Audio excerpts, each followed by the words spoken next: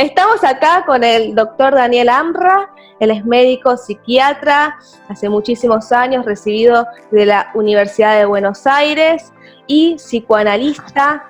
Vamos a hablar acerca de unos puntos importantes que nos están atravesando a todos y a todas, que es la pandemia, es la cuarentena, muchas cosas que estamos viviendo, que la verdad que no podemos ser ajenos y ajenas a todo lo que está pasando, ¿sí?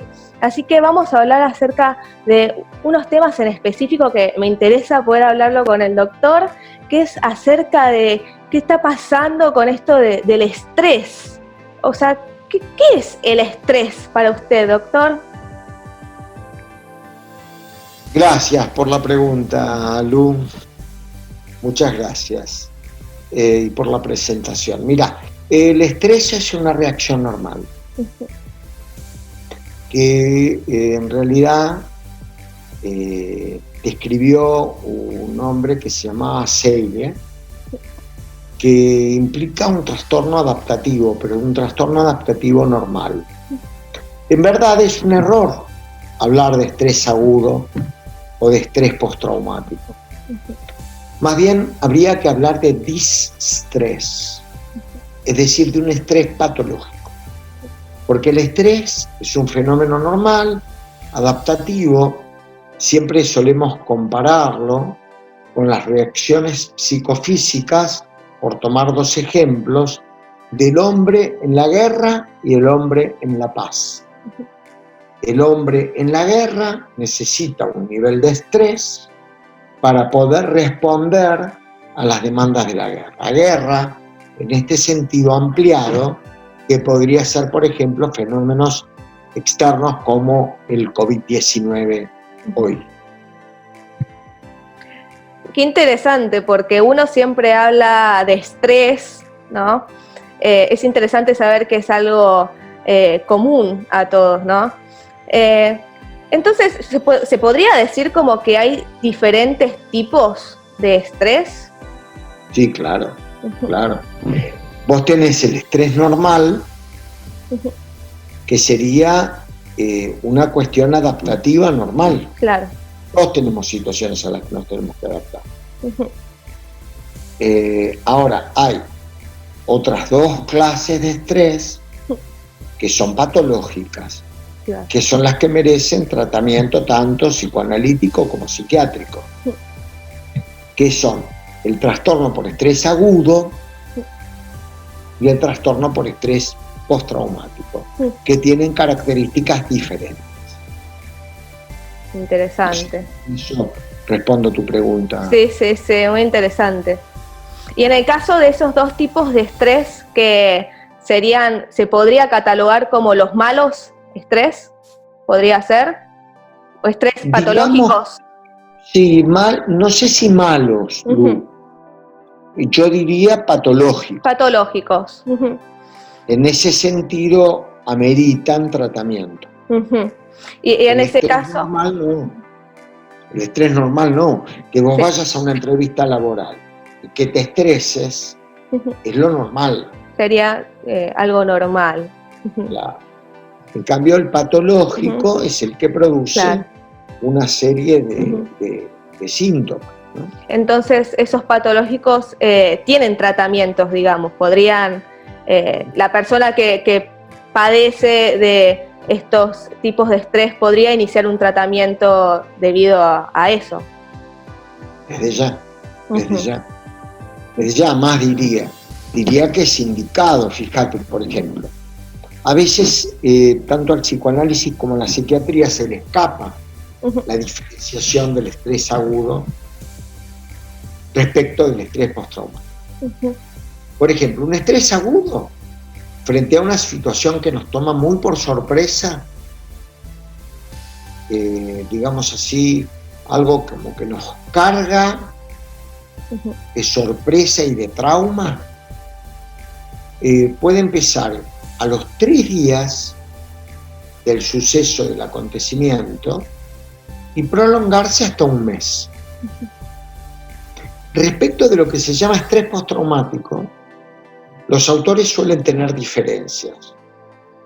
Nosotros solemos tomar lo convencional del manual de enfermedades mentales norteamericano, actual, que es el DSM-5, y lo planteamos a partir de los 6 meses. No podemos hablar de estrés postraumático, que por algo es postraumático, es decir, hay una etapa en donde el sujeto no se siente tomado por una situación traumática y empieza a darse a partir de los 6 meses actuales. En realidad lo cronológico no suele ser demasiado adecuado como para poder armar una descripción, pero siempre es orientativo.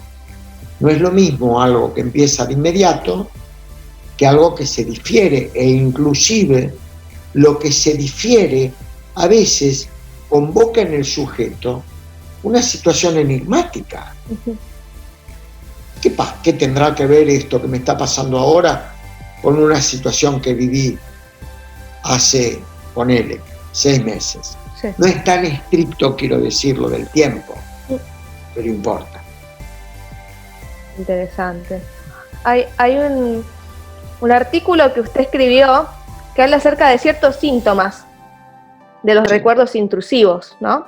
Voy a retomar algunos, por ejemplo, recuerdos recurrentes, involuntarios y angustiantes del hecho traumático, revivir el hecho traumático como si estuviera sucediendo otra vez, como que si estuviera pasando ahora, sueños perturbadores, pesadillas, angustia.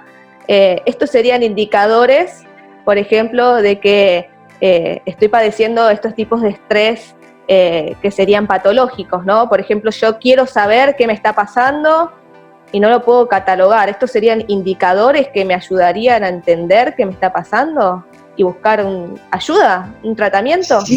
Sí y no. O sea, sí, por ejemplo, cuando uno empieza a tener cierto esclarecimiento acerca de lo que le ocurre. Luego suele ser de la vida cotidiana suponer que, bueno, dado que me pasó tal cosa, ¿cómo no me voy a acordar? Sí. Es decir, quitarle el nivel patológico. Pero como vos bien leíste y expresás, todo lo que sea intrusivo significa algo que se ha instalado como trauma. Es decir, esta cuestión, ya lo decía Freud, de lo recurrente, esto repetitivo, esto repetitivo patológico, implica de algo que está incrustado, porque trauma alude a algo que quedó incrustado en el psiquismo. Y por las características propias del trauma, la tendencia fundamental es la repetición. Sí. Entonces vos tendés a repetir ante cada momento, ante cada recuerdo. Particularmente algo que señalaste me parece importante, los sueños. Sí. Los sueños traumáticos. Explico, de ahí la importancia del psicoanálisis y la psiquiatría para el tratamiento de este tipo de situaciones. Suponte hoy día lo que está pasando en la vida cotidiana, que uno no sabe cuándo, quién, ni cómo va a tomar esta cuestión del COVID-19, que algunos tienden a subestimar. Entonces, suponte que uno no esté preparado, no esté pensando acerca de esa opción. Ocurre, y cuando ocurre, imagínate, uno lo toma como algo imprevisto. En ese sentido de lo imprevisto, de lo sorprendente, es que radica lo traumático que genera una herida en el psiquismo. Igual que si fuera en el cuerpo. Entonces, por ejemplo, para algunas personas podría haber sido traumático todo esto de la pandemia también. Es algo inesperado, puede ser que quienes lo llevan mejor, quienes lo llevan un poquito peor, ¿no? Podría ser. ¿Sabés qué pasa? Que la pandemia es algo traumático y sorprendente para todos, para todas las personas. Lo que vos estás planteando, me gusta mucho tu pregunta, porque lo que vos estás planteando respecto de personas a las que las toma por sorpresa, radica en un fenómeno que va desde un mecanismo que se llama negación a otro que se llama desmentida de la realidad. Es decir, solo negando la realidad, solo desmintiéndola, se puede concebir algo del orden de a mí no me va a pasar. Vos sabés, Lu, en estas últimas semanas, yo te llamo Lu por confianza, te llamas Lourdes. Sí, sí. Pero bueno, te puedo llamar Lu, ¿verdad? Sí. He tenido la triste noticia de muchos pacientes muy jóvenes que han tenido que estar acompañando a sus padres en situaciones terribles como los que implica la pandemia, que no lo tenían representado, que de hecho hacían cualquier cosa respecto de los cuidados que suelen estar indicados. Esto varía de acuerdo a cada país, de acuerdo a cada cultura. La sorpresa que nos invadió frente a lo que ocurrió. Y eso, el no estar advertido, el no poder elaborar, estamos en una situación terrible. Hoy escuchaba, ¿sabes qué escuchaba?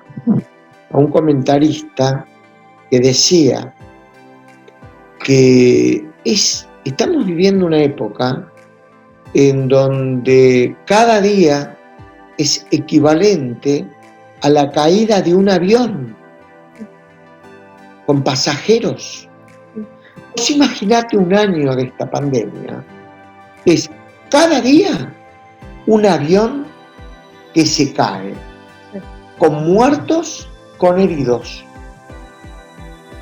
La gente tiende a tener una actitud de negación o, como te decía, de desmentida de la realidad. No, esto no es así. Entonces se arman delirios. Puedo hacer cualquier cosa, en cualquier momento, en cualquier circunstancia. Es grave. Merece tratamiento. Merece que uno advierta que está en esos fenómenos de negación. Analizarse, eventualmente recibir asistencia psiquiátrica. Bueno, y para terminar, ¿cómo lo está llevando usted a todo esto? ¿Cómo está llevando usted el estrés en todas sus aristas?